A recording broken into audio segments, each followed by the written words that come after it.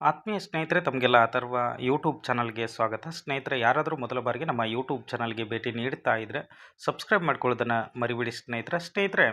ಈ ದಿನ national testing agency ಕಡೆಯಿಂದ ಒಂದು ಪಬ್ಲಿಕ್ ನೋಟಿಸ್ ಅಂತಕ್ಕನ್ನೋದು ಪ್ರಕಟವಾಗಿದೆ. ದಿನಾಂಕ 29 ಏಪ್ರಿಲ್ 2026ಕ್ಕೆ.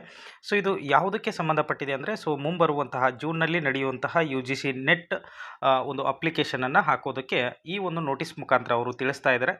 ಸುಮಾರು 85 ಸಬ್ಜೆಕ್ಟ್ಗಳಿಗೆ ಈ ಒಂದು ಪರೀಕ್ಷೆ ಅಂತಕ್ಕಂಥದ್ದು ನಡೀತದೆ.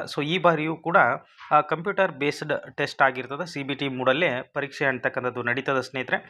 ಆನ್ಲೈನ್ ಅರ್ಜಿ ಸಲ್ಲಿಸೋದಕ್ಕೆ 29/2026 29 ಏಪ್ರಿಲ್ 2026ರಿಂದ ಅಂದರೆ ಇವತ್ತಿನಿಂದ ಮುಂಬರ್ತಕ್ಕಂತಹ 20 ಮೇ 2026 ಮುಂದಿನ ತಿಂಗಳು 20ನೇ ತಾರೀಕಿನವರೆಗೂ ಕೂಡ ನೀವು ಅರ್ಜಿಯನ್ನು ಸಲ್ಲಿಸೋದಕ್ಕೆ ಅವಕಾಶ ಇರ್ತದೆ ಸ್ನೇಹಿತರೆ. ಪೇಮೆಂಟ್ ಮಾಡೋದಕ್ಕೂ ಕೂಡ 20ನೇ ತಾರೀಕು ಮೇ ಲಾಸ್ಟ್ ಆಗಿರ್ತದೆ.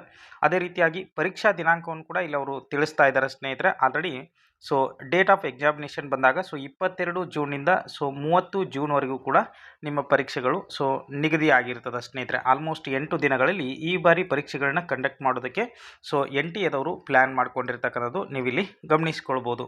ಏನೋ ಬದಲಾವಣೆ ಆದರೂ ಕೂಡ ಒಂದು 2-3 ದಿನ ಹಿಂದೆ ಮುಂದೆ ಆಗ್ಬೋದು, ಬಿಟ್ಟರೆ ಯಾವುದೇ ರೀತಿಯಾಗಿ ಅಷ್ಟೊಂದು ಮುಂದೆ ಹೋಗುವಂಥ ಸಾಧ್ಯತೆಗಳು ಇರೋದಿಲ್ಲ ಸ್ನೇಹಿತರೆ.